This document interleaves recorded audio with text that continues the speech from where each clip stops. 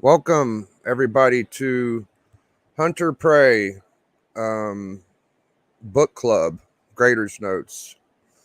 So me and D Runk talked about this book for a while, and we never got to do Graders Notes with Comic Head A4, Matarog, and all them guys. But today we're going to do our own little version, and we picked the 3-book story of Hunter Prey, and I'm going to bring in D. Oh, you brought me in. I did. I'm in. I blame you for all of this. It's all Hey, your I, fault. I I love taking blame, dude. I really do. Yes. So Blame D. Or let's bring blame in. Canada. Well, Canada's part of it too. We got Canada. Matt, I good to have you, Matt. I really, really love Superman books and discussing Superman. I will always be ready for that. We're definitely going to be doing both of those things. And we got Collector Allen. Hey guys. Appreciate you showing up. And everybody here read the book. We all got the book fit. I don't know if we all got physically, but we could do. All of us are going to review the book. Let me pretty much tell everybody what's going on. I'll review it, then D, then Matt, then Alan, and we're all going to give 4 major categories. And while we do it, the chat could help. So you could give your graders notes and your ideas while we talk about the book. It'll be cover art as one category, art second, third will be story, and fourth will be overall. So I'll just start her off, and I'm going to give my little synopsis now. From the very beginning, you get this mother and son story with young Superman. And it's a story about him going to the basement in the dark. And he speaks about how that's the scariest thing. I dismiss all of he's going in the basement for the dark. I look at that as this is the beginning of the whole thing, the whole setup, and it's basically a young child or boy or man wanting his mother's love or his a woman, I don't know, to appease the mother and the strong relationship that is, and it's very important in this and overcoming a fear. Overcoming fear. Yeah, he's overcoming at this time his major fear, which it's a little ridiculous because he's Superman and he knows he is as a child. He's strong as shit. He's afraid of the dark. Okay, I get over that, but I get the idea what they're trying to lay out for us. So he instantly compares that to Doomsday, which you get right there. There's Doomsday. That's what he thinks of when he's scared.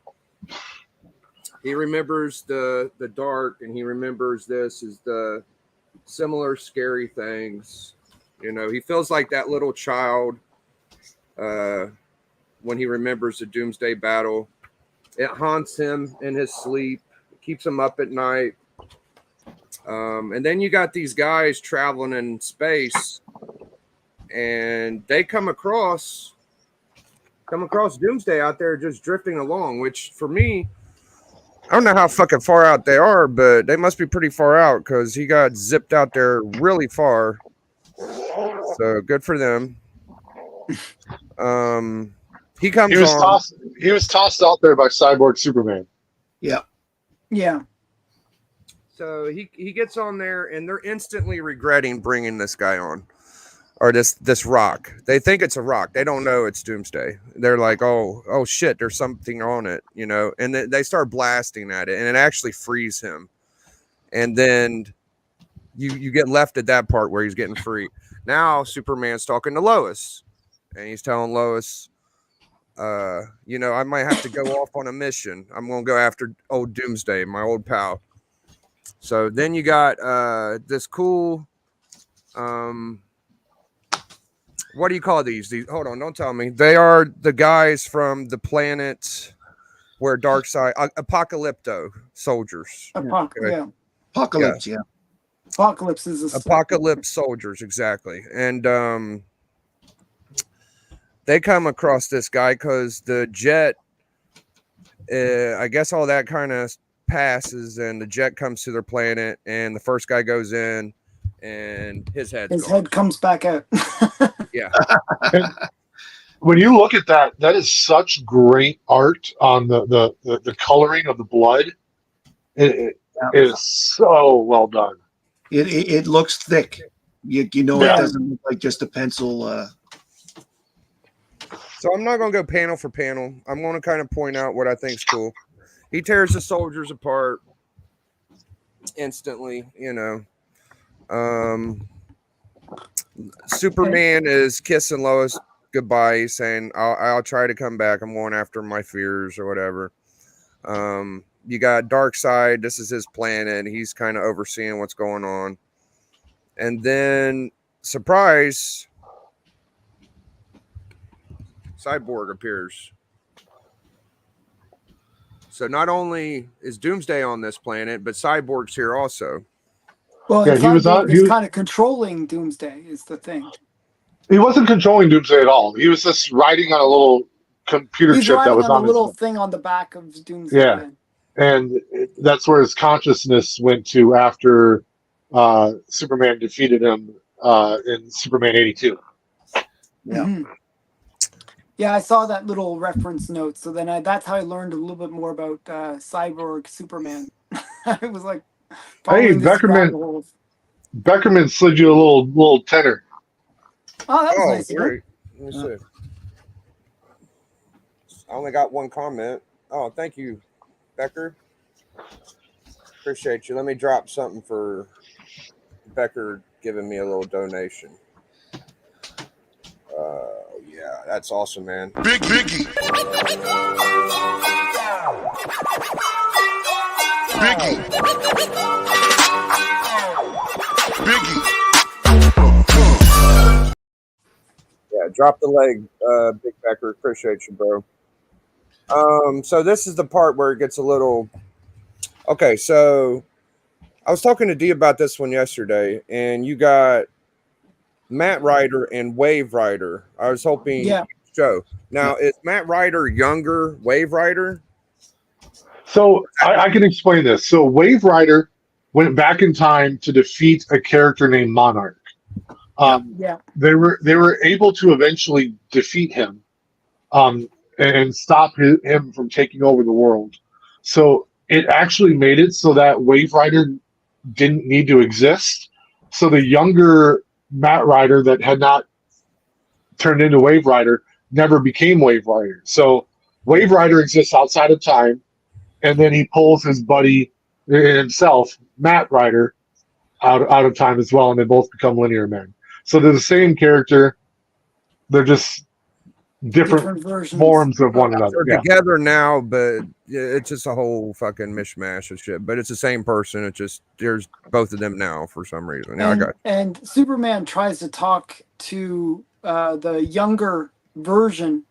I mean, before he becomes anything, to try to make sure that he's on a path which would be more helpful to his cause.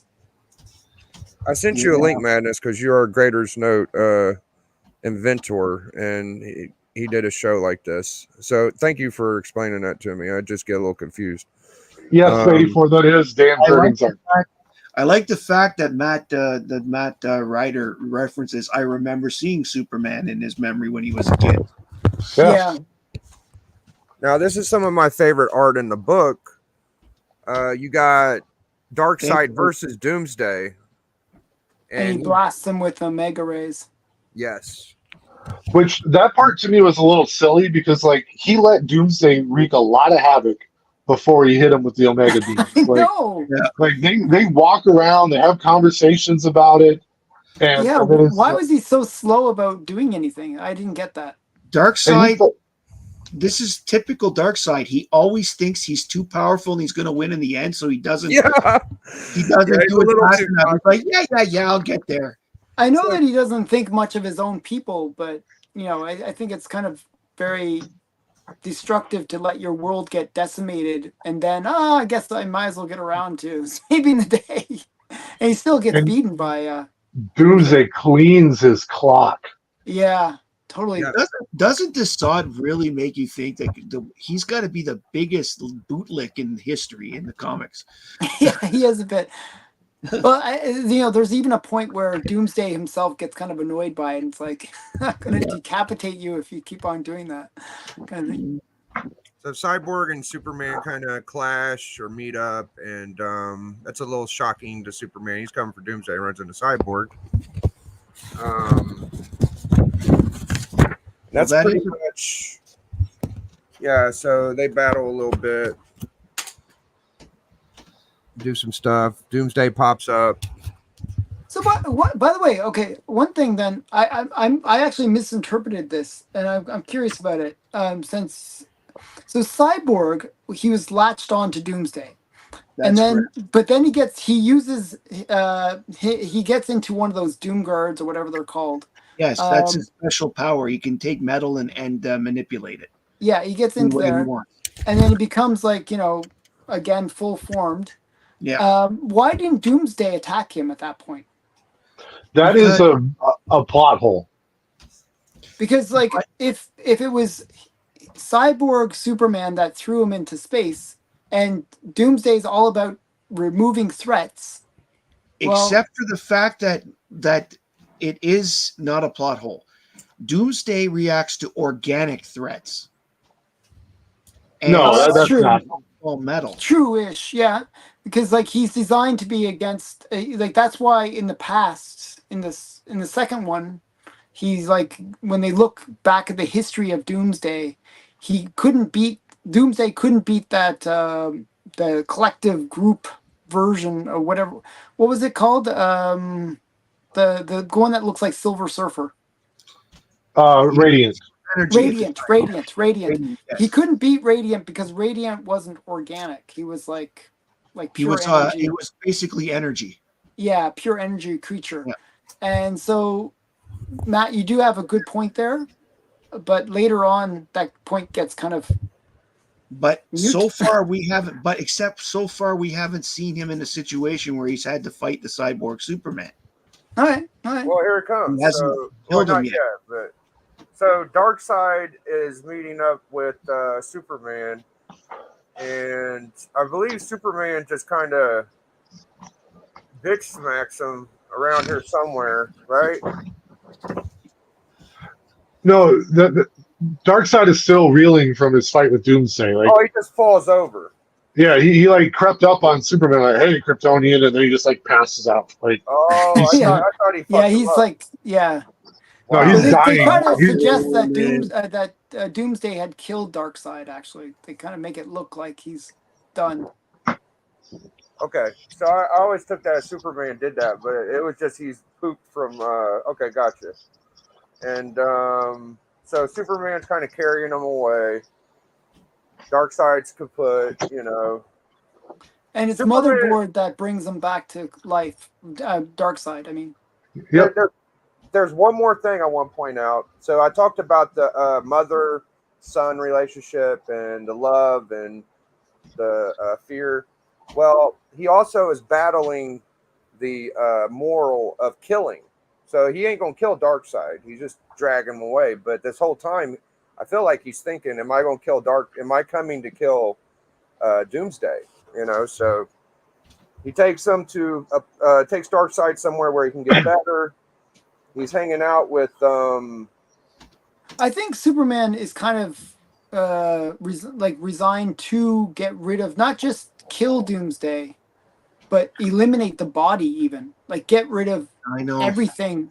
Because one of the things that he learned from dealing with the linear or with the Yes. Wave Rider is he knew that if anything remained of Doomsday, even like one cell, Yeah. then somebody could clone him and bring him back, and that would be the end of Yeah. mankind. Or The other opposite end is that you could say that Superman realizes Doomsday is not necessarily really alive because he's not a regular organism, doesn't have organs, doesn't organs or anything. Yeah. have blood or anything to that. So he's almost an artificial construct. Hi, Papa.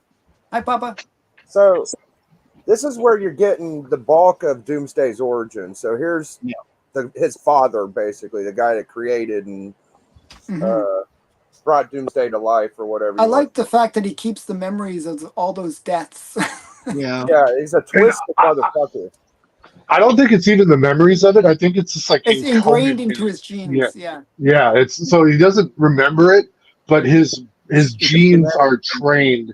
It's like a cat. Like you could raise a cat lovingly its entire life. It still has hunting instincts. Yeah. And so Yeah. basically here they clone. They take this baby. They throw it outside in the wilderness. It dies. They get a scrap of it. They clone it, and they do this over and over again for 30 years. And the part that Biggie's at right now is my favorite part of this book. They're pretty much like, hey, now that he's the ultimate creature, we've created him. What do we do with him now? And they're like, oh, I didn't think of that. It's like This they is thought where of this. science is like That was like such a funny moment because it's sort of like the mad scientist, like, oh, we just built this bomb that can blow up the whole world. Now what? they say, as they used to say, we spend so much time thinking, can we do this? They don't think, should we do this? Yeah. By the end of the panels, you see he's a smushy red spray, and he does kill his creator. Yeah. He has to. It's a threat. Well, yeah. Like, So I that's like a the supply fact ship. that when they send him out, they over those 30 years, it takes like 20 years for him even just to survive like a few minutes, because it's like the world is so like horrible that they have these monsters that live on the planet already that are poisonous, instantly poisonous creatures that have super strength, super speed, super intelligence. They're like the worst threat. They're kind of like aliens with Superman powers. So this guy Wave Rider actually is one of the guys that defeated Doomsday.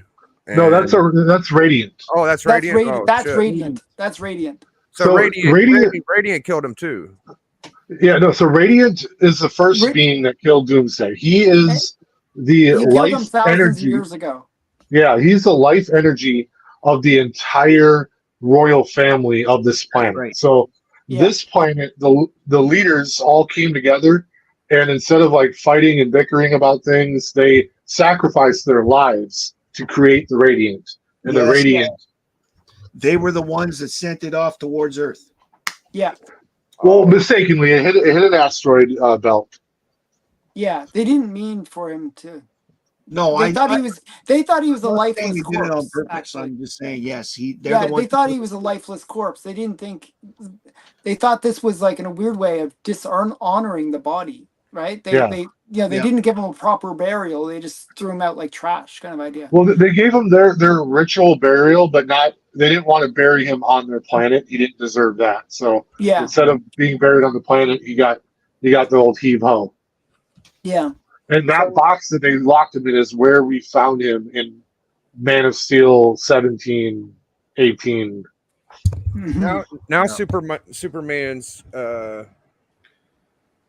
took care of Darkseid, and Wave Rider staying behind, and he's going after Cyborg, and Cyborg has let off a bunch of missiles, so he's stopping that shit. Kind of takes care of that stuff. Well, Darkseid has to intervene on that one. Superman wasn't able to stop Darkseid uses his Omega rays to destroy all those missiles. Yeah. And that's because Cyborg plans to just decimate the food source on the planet so that the people would just be basically his pawns. I know. I like Darkseid's attitude in the sense of they're scum, but they're my scum. Yeah. There was a part there where he was racing towards those missiles. It kind of annoyed me, where Superman basically stated, I don't like Darkseid, but he's not as bad as Hank Henshaw. Yeah. And to me, that's bogus. Like, Darkseid is a universal threat. Except for the fact that on many occasions, Darkseid will walk away and say, "You've won this time," and then let it go. So, well, I want to point out this is Cyborg. If you wonder Where is he? Right here. Cyborg never walks away if he can help it. Cyborg turns into a giant robot. He adapts himself to the technology around him. So he's using Yeah. their planet's Yep. technology, and he's a big giant monster guy. Okay, and that's pretty much issue 2. I'm taking forever to get through this, but this is the last book. This is where Superman adapts, and we get a bit of a costume change. That's because Motherboard upgrades him. Yeah. Mother box, yeah. Motherboard. Motherbox. And Biggie skipped it, but Darkseid Omega beat the shit out of Cyborg and killed him. Yeah. Yeah. Oh, he He, So just, now- well, he just blows up the whole building, basically. Yeah. And He blows here, out a Cyborg, but he doesn't kill Batman. Sorry, I'm just just sends him through time. Anyway, I know, different story, but and right there, he's fighting the Radiant again. And that's where Desaad had sent him at the end of issue 1, was back to that planet. And the funny thing, though, is Doomsday cannot be killed the same way twice. So he literally went to the one place that cannot defeat him now. that's right. Yeah. Well, so in a way that they were trying to keep that, I think they were trying to make that a bit of a surprise. Yep. The idea that Desaad Superman was going to try to find Radiant and use Radiant to team up and defeat Doomsday, but then they showed that that was not an option. Yeah. So they're battling, and eventually Doomsday is Sliced in whipping the half. shit out of him. He Like, just gets sliced in half. Oh yeah, he does get sliced. Yeah, that Radiant dude. Hey, Yeah, K-pop. Radiant gets sliced in half. Oh, Radiant. Yeah, right. And No, but it's Doomsday not- does a lot of damage, though. He shot out his the spikes on his fists. He launched them as a projectile, and Yeah, that was all bloody. That was the cool thing when he's fighting Superman. I actually thought that was cool that, Superman's like, okay, I don't want to brute fight him anymore. I'll just stay flying away and he won't be able to touch me. I can just zap him and like weaken him.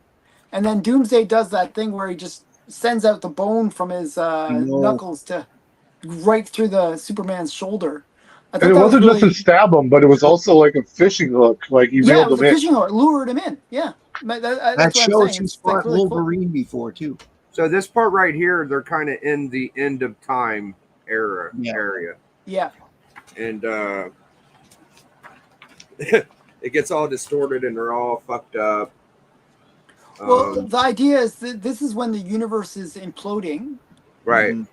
and basically it's the end of time. So it's like there's not much you can do. Yeah. And he comes back, and the little man is not scared. The big man is not scared. And he goes back to Lois, and he's like, "Mission accomplished," right? So for me, the cover art in a scale of 1 to 5, and I'm gonna put this in the side chat, private chat, and we'll average them out later. I'm going to give it I mean, I've seen some great covers in my life. I'm not going to ignore all the beautiful shit I've seen in my life. I got compared to everything. So I'm going to go, 3.5. So what's the scale we're using? To 5? 1 to 5. Yep. 1 to Okay. 5. 3.5 is my first grade cover art. Now, art. If I you won't show say- the 3 books together, just Yeah. quickly.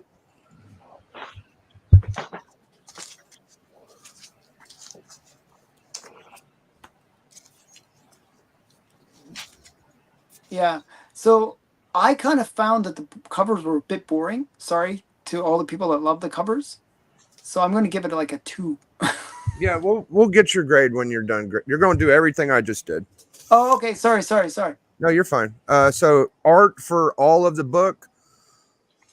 Oh man, I think my favorite villain origin is like FF48 or 49, the one where Kirby had like the photo real shit in the back, and it's just I love that shit so much. So I'm gonna give this a 3 for inside art. I'm fucking sorry, D. I know you love it, but I'm gonna give it a 3, man. I'm gonna be fair. All right. Story, I'm gonna give a 4.25, because there was a bunch of holes, but it was fun. I am not mad. I a lot of stuff I can't even get through. That was pretty good. And overall, I'm gonna give it a 4. So let's have D give his review, and we'll kind of listen to what D's got to say. Let me pull you up to the big screen. Yeah, so I loved it. First of all, this was to set it up a little better. This is like shortly after Superman is back to life, so Yeah. he's pretty much back in the scene. It's only been a couple of months, and he is. I loved how they opened that book. I love the idea of him having a nightmare, and I love the writing of that because Dan Jurgens, like everyone knows what it's like to be a scared kid, and everyone knows what it's like to have a nightmare, and so it makes Superman very relatable in that moment, which is a very tough thing to do with a superpowered demigod, so. Well, it puts him back into what into something relatable to us, because the problem with Superman is he's perfect. Yeah. And it's unrelatable. Like, why wouldn't he wouldn't even understand fear. This kind of makes it relatable. I thought that was good. Yeah. No, go ahead. Go ahead.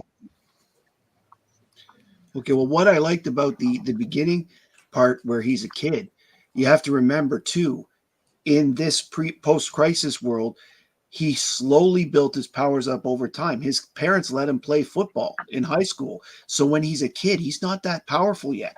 He's still a kid with all those feelings and whatever. Like, he might be less likely to get a cut, or, he could run a little faster than the rest, whatever, but he still hasn't got a lot of his powers yet. So I can see the fear as a kid. And this is Superman's PTSD time. He's just back for life. Doomsday was his bête noire, and the reason why he's in this situation in the first place. I could totally see why he's afraid of him in his nightmares and such. Everybody has that one thing that they feel that they're scared of, they can't get past. For Superman, it's more human. Yeah, no, and then I love how they paid off the back in, and I'm sorry I know these issues so well because it's like literally my childhood books. Superman 78, when Cyborg Superman threw Doomsday out into space, he did leave him with something on his back. At the time in that book, he said it was a tracer so that he could know if he ever came back to life and go deal with it. But really, it was a place to hide his consciousness if anything were to ever happen to him. And I loved how in this book, he didn't call himself Cyborg Superman anymore because He's called himself Cyborg. because he's not trying to impersonate Superman and tarnish his name. No. He's just a cyborg with those powers. And it's a cool little update to his look. It didn't stick that long past the 90s, but still really cool to see him pop up in this book. I loved the dynamic of him seeing Wave Rider and Matthew Rider when he went to go to the kid's house. And that was really cool. Like I said, I joked about how dumb it was that Darkseid like really kind of plotted around for quite a while before he decided to hit him with the Omega beams. And what was dumb about that, I know his reasoning. He's always the I'll get involved last guy. He's always I'm going to let my pawns fight it out. But he is speaking about Doomsday as if he already knows that Doomsday is nearly unbeatable. So they talk about him as if he's some like legend or myth that an apocalyptic event is going to happen when Doomsday comes. Right? So you've got to read Doomsday Year One when you're done with this stream, because it kind of explains some of that talking. They did have a previous encounter before this, Darkseid and Doomsday. Okay. But it was very, very silly that he waited so long to hit him with the Omega beams, because he did think that would solve the problem. And he thought he could be defeated. Yeah, he is completely the last guy to do. It's like it's almost like I got to deal with this because my moronic servants can't do it. And I get that logic if you But he thought didn't your actually moronic. say that though. In this, he said No, that but he thought they would just slow him down. He knew that they would get defeated. Yeah, Yes. he knew that no one there could touch him. Yeah. But at the same time, wasn't Darkseid just hurt? And the longer he took to use the Omega beams, the more powerful they could be because he'd No. be more rested? That was before he was hurt. No, Oh, that was okay. before he's hurt. Yeah. All right. Um, Right. Yeah, so he literally knew full well that nothing was going to beat Doomsday on Apocalypse, and let Doomsday thrash about and fuck everything up. And then he finally said, "Oh, you know what?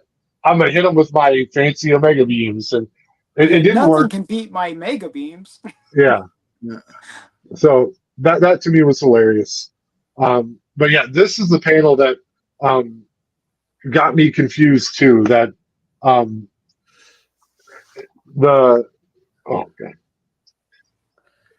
Cyborg and Doomsday just kind of chilling on the same panel.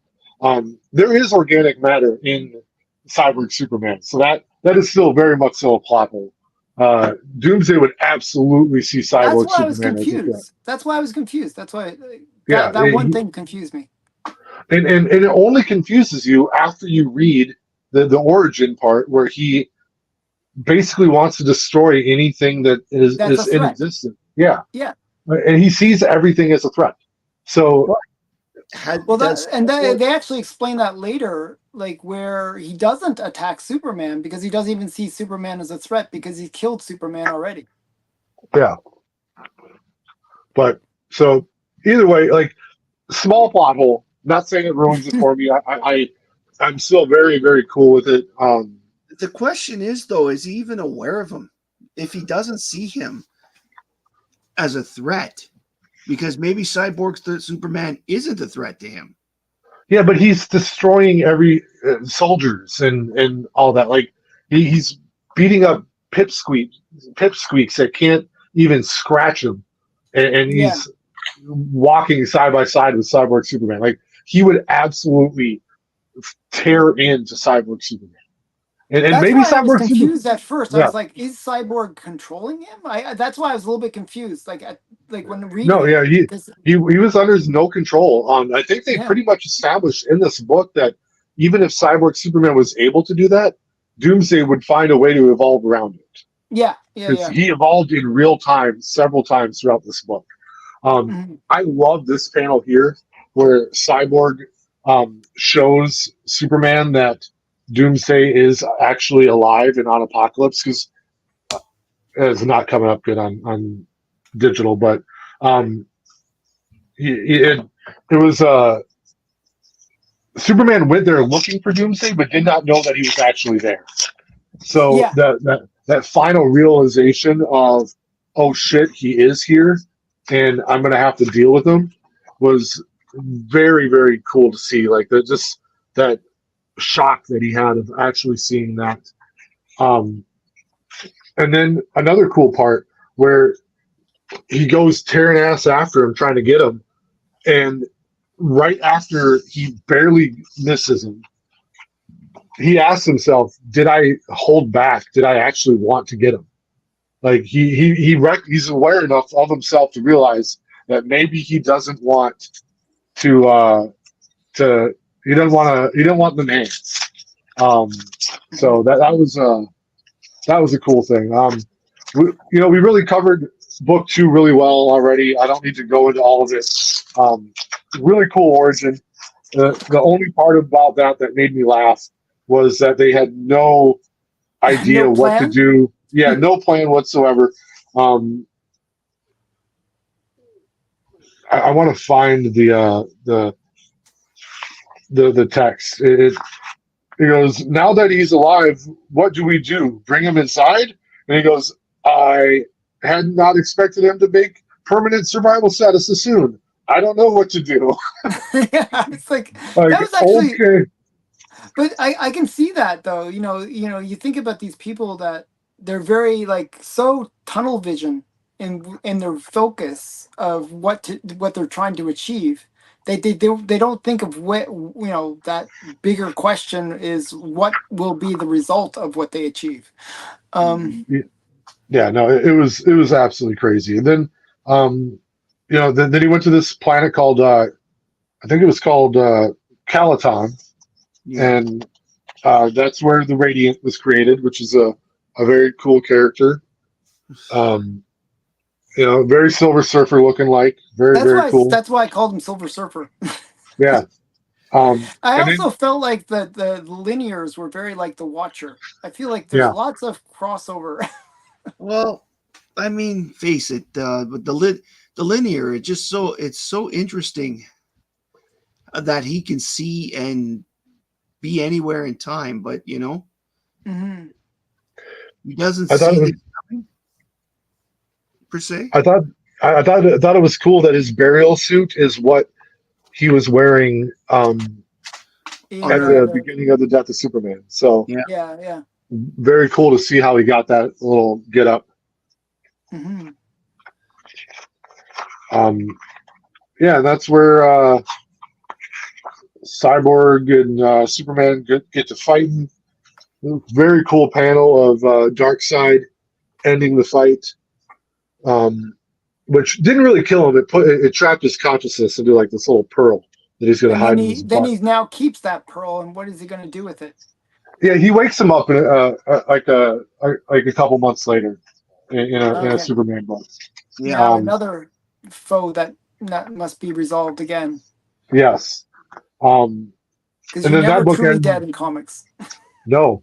Well, and that's an interesting evolution for Cyborg Superman, and not to make light of a very serious issue, but and they treat it as a serious issue. Cyborg Superman eventually proves to be so immortal that he actually wants to die. Yeah. Oh, interesting. And he so I don't want to call him suicidal because it's not. I don't think it's in the general sense of like someone that's depressed and wants to take their life. Like he is ready to die. He just is he's existed for too long as this villain. He watched his wife die. He started as a parody to the Fantastic Four. The Hank Henshaw and his three astronaut crew, like one of them was his wife. That was Dan Jurgens poking fun at the Fantastic Four. So, Okay. and then the last issue is just all action. It's just a lot of fighting. Yeah.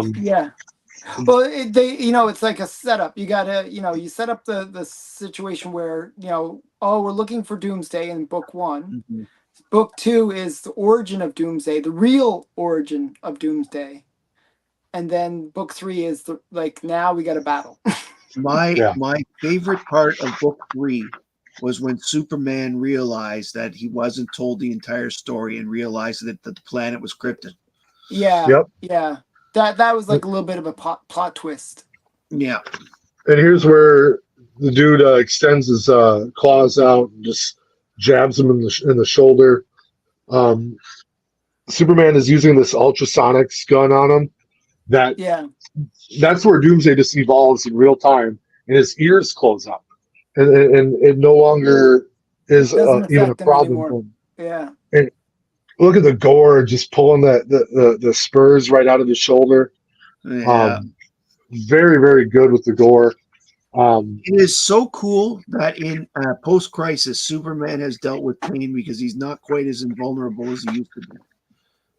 Well, but the interesting thing is, after he came back to life, he was more powerful than he was before he died. Yeah, because he was getting concentrated yellow light at the time, too. So. Yeah, like he was now able to not breathe in space, but not need to breathe. Yeah. So he could travel intergalactically. Yeah, that was huge. But Yeah. I love that because they did that with the Earth 2 Superman as well. He was like, if you'll recall, Alan, he could only leap, not fly. Yeah. And then they gave him the And ability nothing to fly. more than a bursting shell could break his skin. But by the time he was older and had been on Earth longer, he was more powerful. He could fly and all that other stuff. There's a cool part where Doomsday literally just breaks his arm. So he's Yeah. one armed for the And rest then of he the. says it's like my arm's useless. Yeah. Yeah. He's like, didn't think anyone could break my arm. Then he makes it worse. Compound fracture. Not good. Um, Yeah. you know, and that's where they absolutely failed their mission here. The Radiant asked him, like, hey, please don't let him blow up that thing. It'll fuck up my planet. And they're like, yeah, we got you, dog. And then they let him blow up the thing. So Caliton is just wrecked right now. It's not good. And yeah, man, pretty much the next thing you know is they're at the end of time. And then it's cool, like the mother box, as it's running out of juice, like repairs Superman and all of the damage that he had. And just like, it even gives him a little clean shave, I know. you know? So, but yeah, so my categories, I go cover art. I actually go a little harsher with the cover on this. I love Dan Jurgens' artwork. The covers are 3 in my opinion. So the interior art, I go like I want to go like a 4.5. I love the interior arts of this. Great layouts and stuff. Yeah. The layouts are great. And I especially love the colors, and that's not even attributed to Dan Jurgens. He didn't obviously do the colors, but if you look at other books from that time, the colors in this are really on point. But yeah, and the art tells great stories. Like Doomsday, no one draws Doomsday like Dan Jurgens. It's not even close. Well, it doesn't hurt that he created them.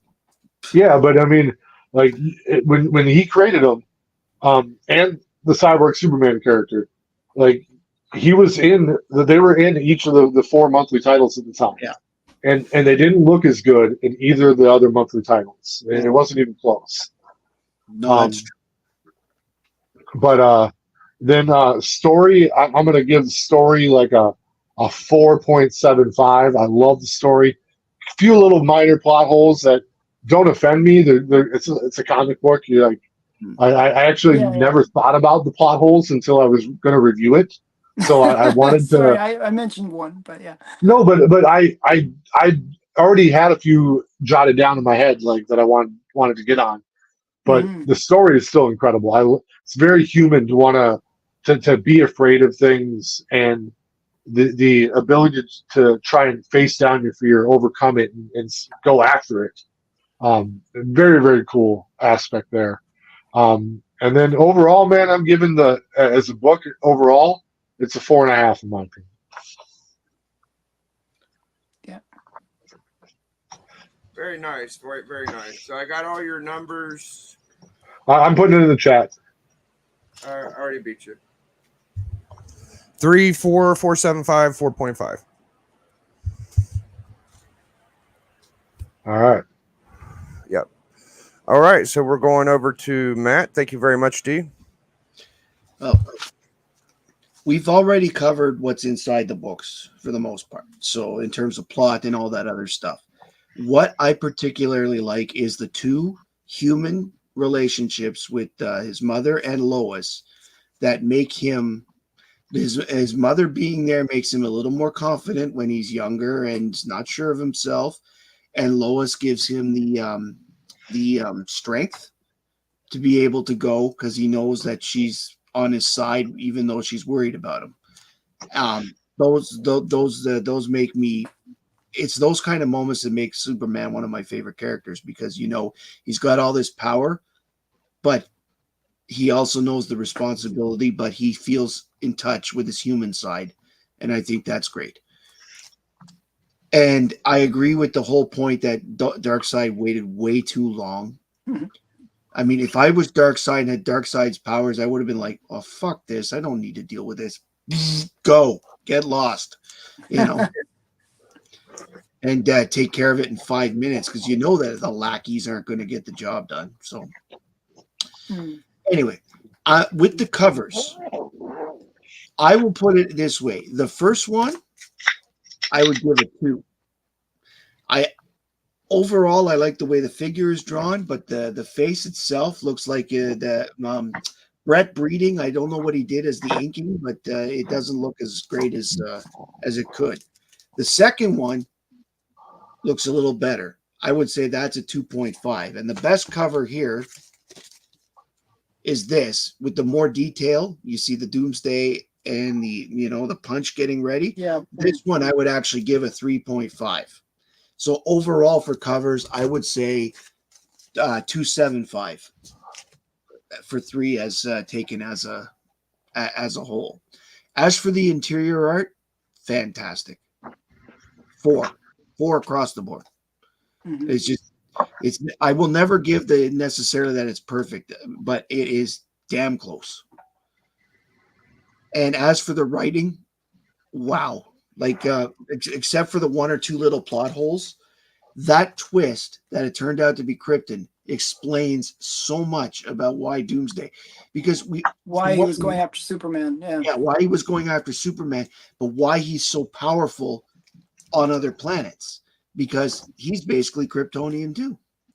And with all the other thoughts behind it, it's like it shows the history too that started with John Byrne and moved on throughout the whole thing, that Krypton was this horrible, harsh place that you had to be really tough in order to survive. Yeah. and the Kryptonians themselves became those people.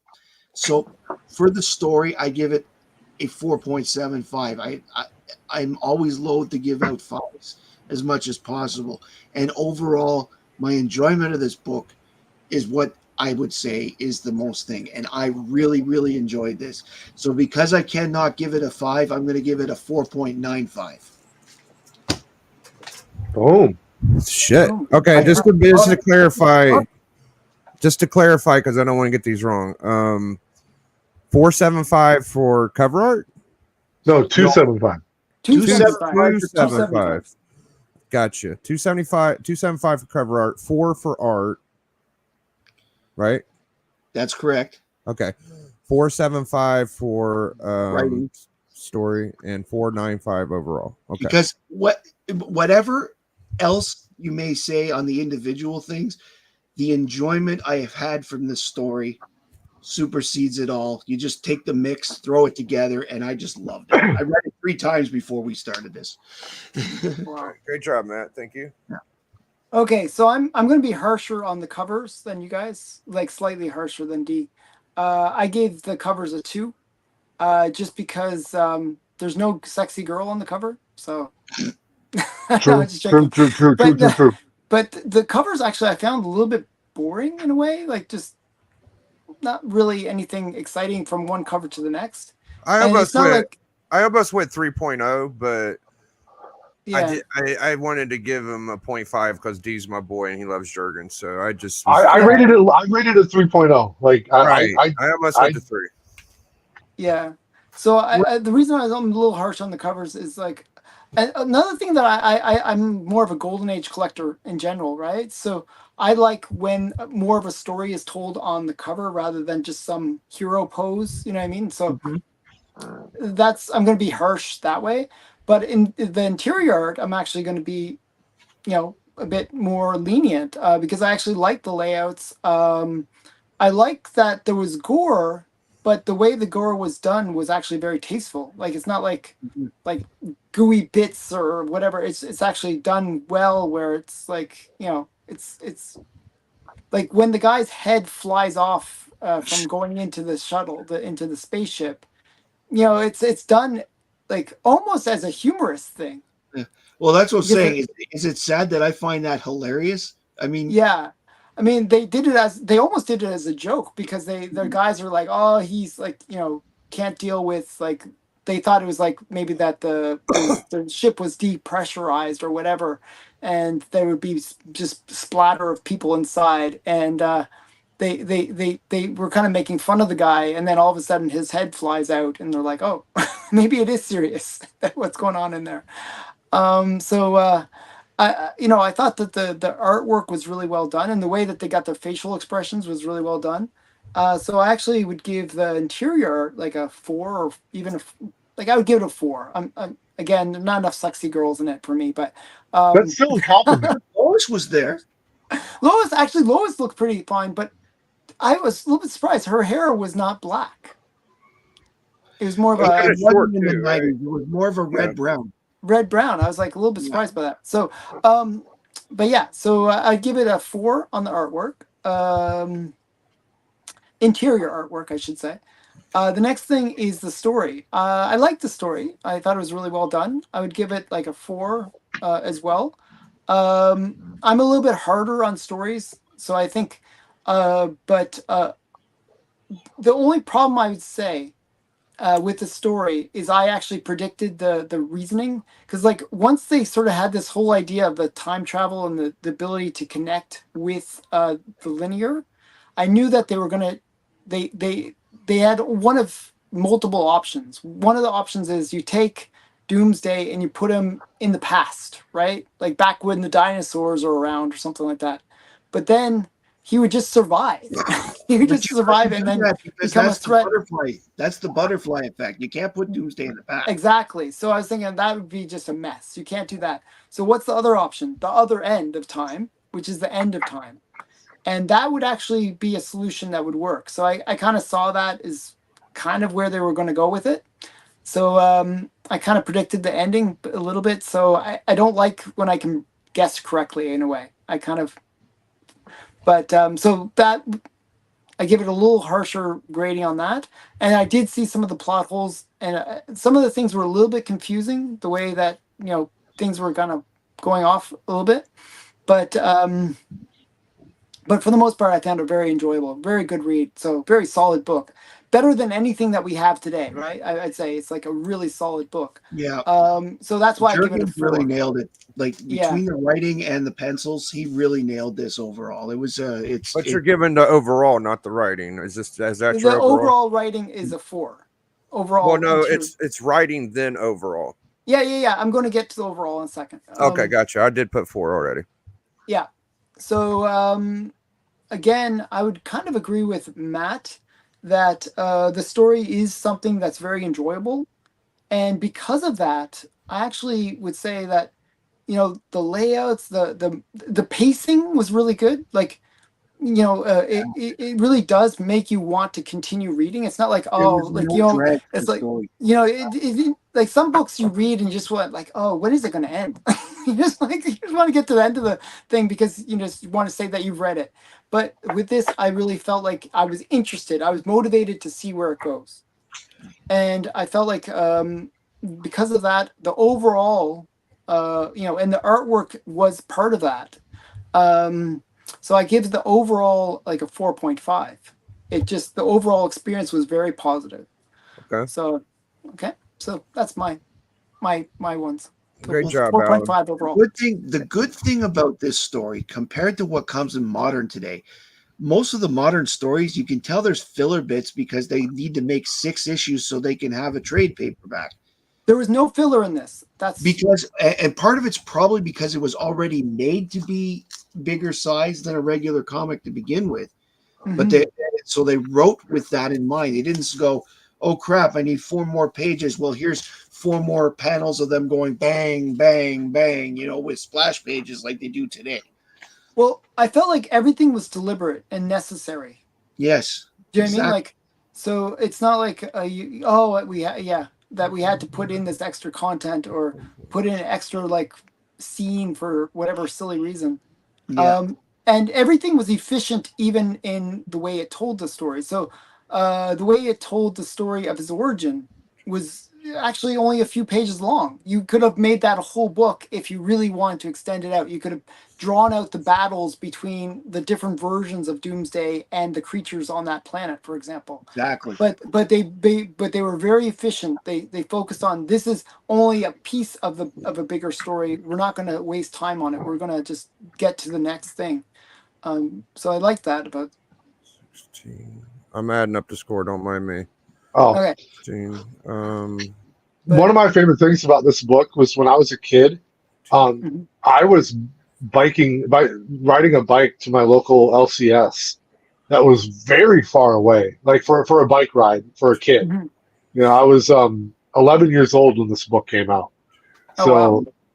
I was biking quite a ways to go get this book, but I loved it so freaking much. It was such a good read. Yeah, see, the difference for me was the first time I had these books back when I collected before and I got rid of them. I had to take the bus to go, and I actually got it from the comic book shop. The one Mhm. on Yeah, yeah, yeah.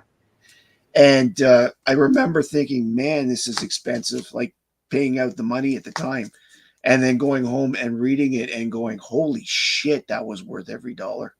I mean, like, Yeah. but it'd been years since I'd read it. So when I got my hands on it again, I was still semi familiar with the story. So getting it on there again, that's kind of why, like, to me, the plot holes didn't really stick out as much because I went back to being 22, 23 again in my head, and it was like, so I'm reading it for the first time again. So yeah, I read it. I read it like very like skimmed way back in the day, like way back, like when I was in my 20s in university. And so when I read it this time, I was much more focused on, like, because I were doing this show, right? I wanted to get all the details. Um, and I also had more reading experience in terms of actually having read other things like Mr. Miracle and all these other things that were being pulled in, and it kind of made more sense. That would be actually one of my only criticisms of this story, that you actually needed a little bit of that, like the mother box and all these things, like where they were referencing certain characters that they were trying to get help from, right? Because Syed, what his name is, Yeah. the sidekick of Doomsday, Darkseid, Oh, was Desaad. asking Assad, thank you. Was I'm terrible with names, by the way.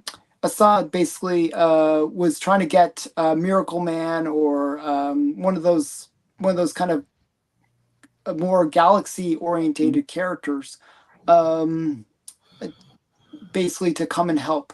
And Well, they didn't even show it. They just said, "Oh, Superman basically talks to them and gets the mother box." It's like a very, you know, That well, was another thing. Yeah, you're right. yeah, but if you recall there, D, in some of the earlier books when Darkseid was dealing with Intergang and Morgan Edge, the mother box, when Mr. Miracle showed up the odd time with the Justice League and stuff, the mother box had an affinity for Superman.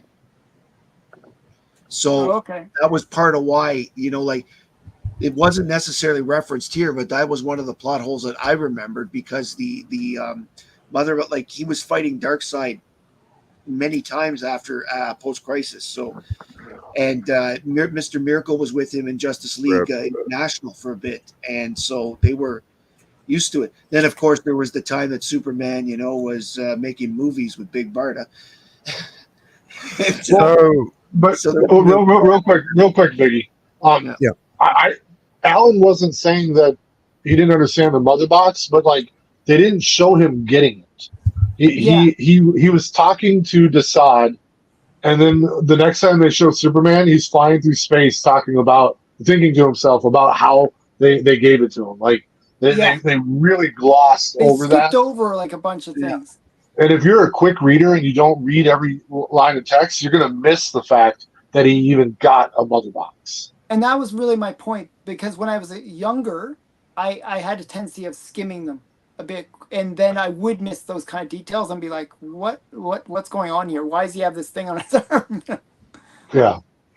There was So- another reason though why this is part of what I did after reading them was I did a little background research on the internet, because I wanted to know why certain parts were in the book and why certain parts weren't. One of the reasons Darkseid was used in this book was this: in 1994, Kirby was sick. He didn't have very long to go. I think he died in 94. So what they were doing, what DC was trying to do, is Kirby was one of the first people that got creators' rights at DC, and they were trying to send some money his way because he was running out of money from his medical bills. So that's actually one of the reasons why they decided to use Darkseid in the story in the first place. Oh wow. nice. So for me, the death of Superman and the reign of Superman is my introduction to good storybook comic writing, and it's still my favorite story kind of I mesh it together because in between there you do have Funeral for a Friend, which I don't like that much, but I do enjoy Death and Reign very much so. I put them together in my mind, and this is pretty necessary to understand what Superman went against. I saw somebody comment, I believe it was Ricky from All Sorts of Words, how he said it's pretty uncommon how a major villain can kill such a big iconic hero and we don't even know where they came from. It took that long for them to explain who he was. And I thought that's true and interesting, but we don't know about a lot of enemies that kill people. They're kind of new things and at some points. And so I enjoy it a lot, but I just want to point out how much I enjoy Death and Reign of Superman. I feel like I might have gave the cover. I think the cover was the weakest point out of the 4 categories. And I do enjoy the cover. It's probably a little bit above a 3. I'm not mad at my score. We came up with 62.05 out of 80. So the book scored very well. And I think what we're going to do is all take turns and pick books for book club. And I'm going to take my turn. I ain't going to count that as D's turn. Me and D kind of came up with it. D, do you think we should let one of them pick, or are you comfortable with me picking, and you go next, or how you want to do it? Oh no, you pick. It's your show. All right, we're going to go with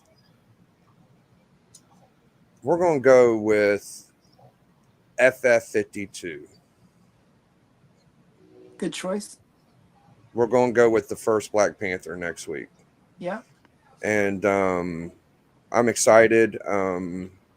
Kirby's one of my favorites, and that's my decision. So after that, one of y'all could pick. At some point, though, like if we do this book club for a while, can we do one Golden Age book? And I'll send you guys each a link to go, and you can read Golden Age, and then you can.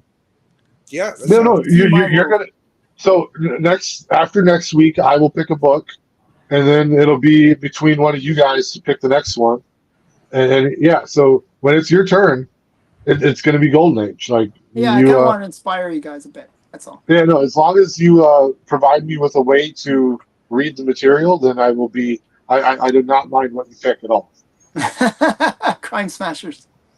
So yeah, I think when I come back around, I might. Death of Superman is such a long bunch of material for you to read through. Like, well, Death of Superman was only 5 books. If I remember correctly, it was I had the black one, and it felt short and enough to handle, but it was it's a big ask to get everybody to get every issue. Still, like that's kind of a little bit of a chore. I don't know if Doomsday sort of woke up in 17, and then he really woke up in 18, and that's the four. It was 18 to 75. Like there was I think that was all it was 5 issues for Death of Superman, but the return took a bit. Yeah, so it's actually 7. Okay. It's 18, and then they also did a Justice League issue. Yes. That's right. I forgot about the Justice League issue. Yes, 70, eh? Or 69. Yeah. Okay. So 70 was Funeral then. Funeral for a Friend, right? And that was 8 issues. Total. 8 issues. Yeah, I didn't even fuck with that one. But the thing is, part of the reason why this took so long is that people don't remember Superman books took a 3-month hiatus after Funeral for a Friend before they came back with the Superman coming back.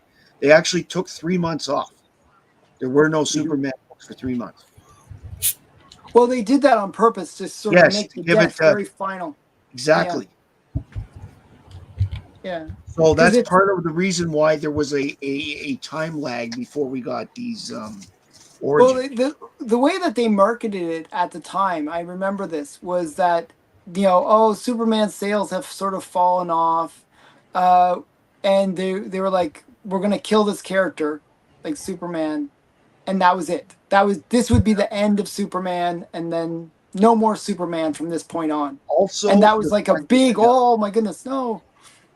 The 3 months that they took off also gave the Nightfall the attention it needed at the time. Yeah, too. for 'Cause I believe Batman. Nightfall started during that 3-month off period. I like Nightfall. Actually, that was one of my favorite reads at the time.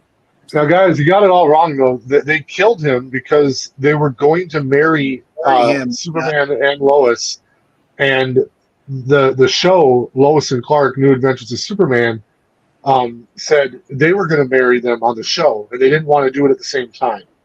So the show, for whatever reason, got precedence, and they had to scrap a year of plans. And they Yes. sat down, and one of the writers, I forget which one, would always joke and just say, "Let's Jerry fucking kill Ordway. him." Jerry Yeah. Ordway. Yeah, Ordway would just say, "Hey, let's just kill him." And Wow. they said it. I have, He said it this time.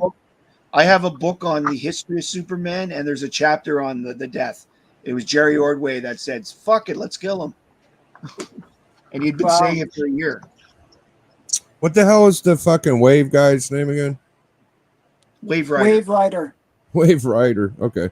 And But Rider is spelled Ryder.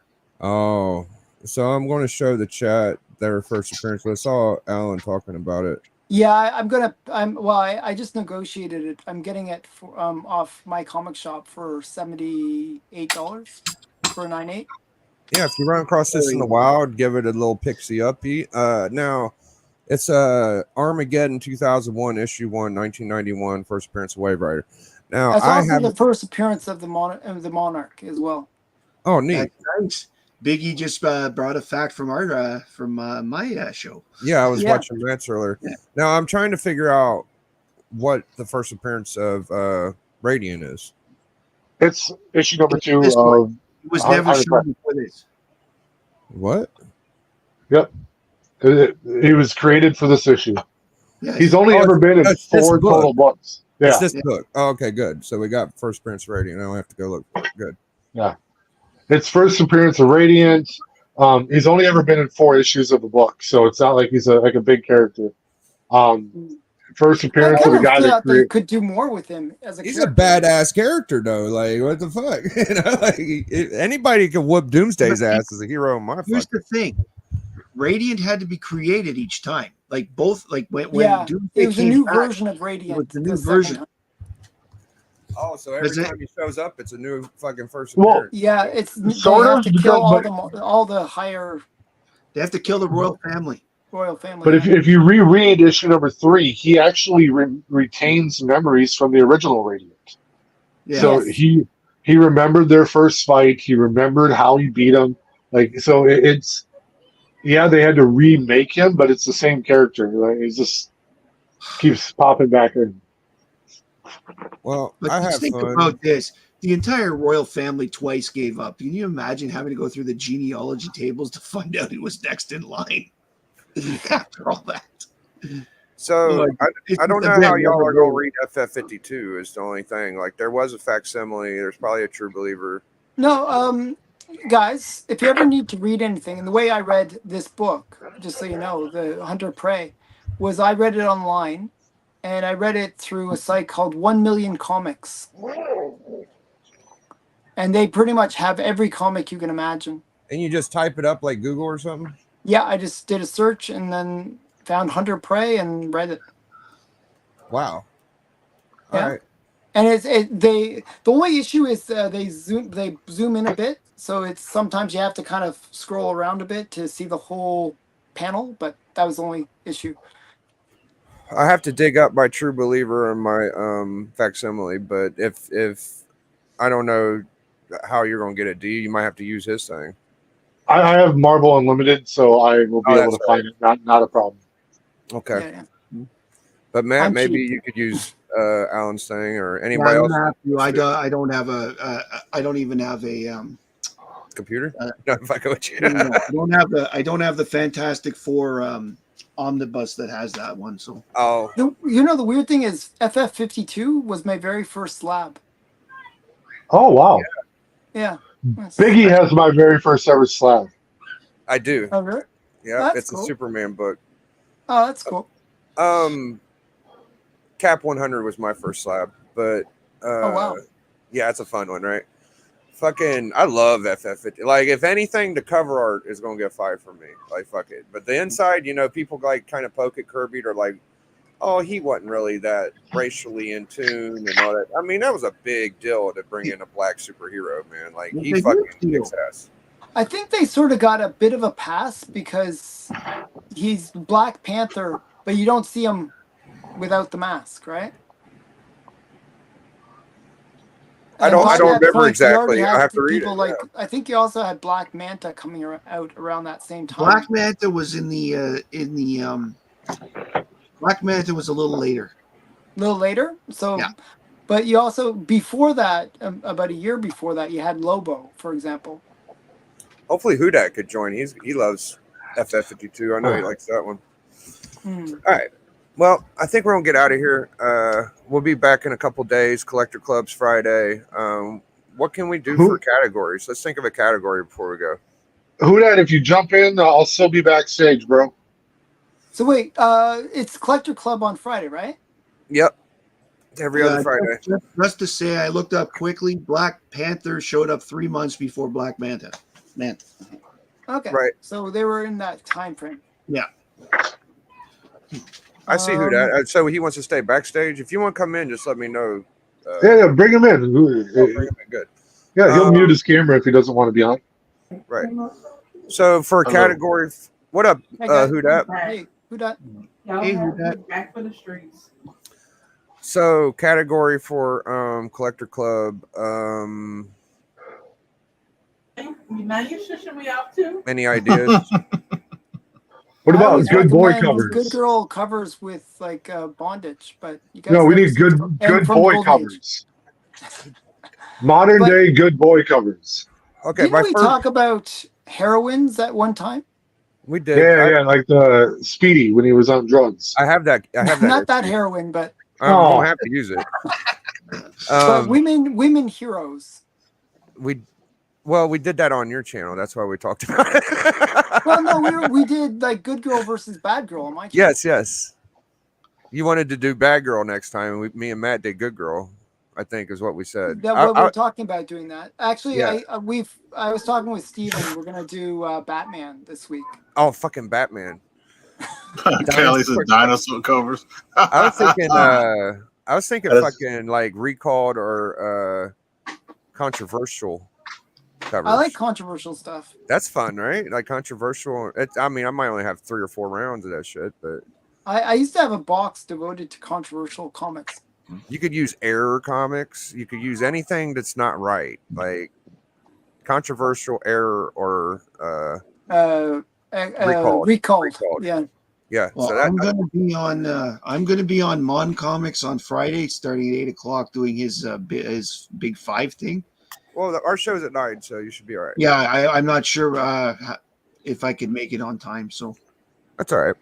It's okay. So we still got time to hash it out, but I kind of like recalled controversial and errors. Okay, I'm all fine with that. Does that sound cool? Can Sodi books count? Yeah, as long as you can make it make sense. I don't know why that wouldn't work, but Like I'm Sodi sure you have books a are reason. all books that are controversial because Oh, they yeah. inspired the Comic Code Authority.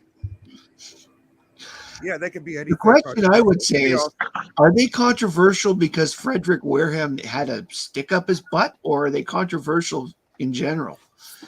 Oh, it was a very big stick. I mean, come on. Think about it though. Like the one where Dick and Bruce are in bed, it does Yeah. feel a little bit like a stretch. Come on. Yeah. Oh well. I don't know You that see one. That what sounds you fun wanna though. see. Yeah. Well, Dick is in bed with anybody. It's controversial, so I guess. I don't know. All right. So, I don't know if you heard, but we're doing FF52 next week, man. It's going to be sweet, dude. You're welcome if you want to come on, and everybody's welcome. Okay, what? Talk about it, read about it. Yep, we're going to do a we're whole gonna grade it. book report Read it. on good old FF52 Kirby art. It is next. Wednesday at 8 o'clock. Okay, I don't know if I'm gonna be able to make it because me and Chris might be doing our show. Oh, that's right. You We do might the be same back day. on our show next week. Yeah, we do. You know, we do every other week. That's right. Well, maybe the week after that you can join. But Yeah. this has been the book club and / Greater Notes review. We did Hunter Prey. I appreciate everybody that came on. I'm not gonna hold y'all. It's been about an hour. It kind of went smoothly. I appreciate everybody's opinion, and overall, it got a 62.5, I believe. It's a really good score for out of 80 points. So we're out of here, guys. Thank you so much. Biggie. Biggie.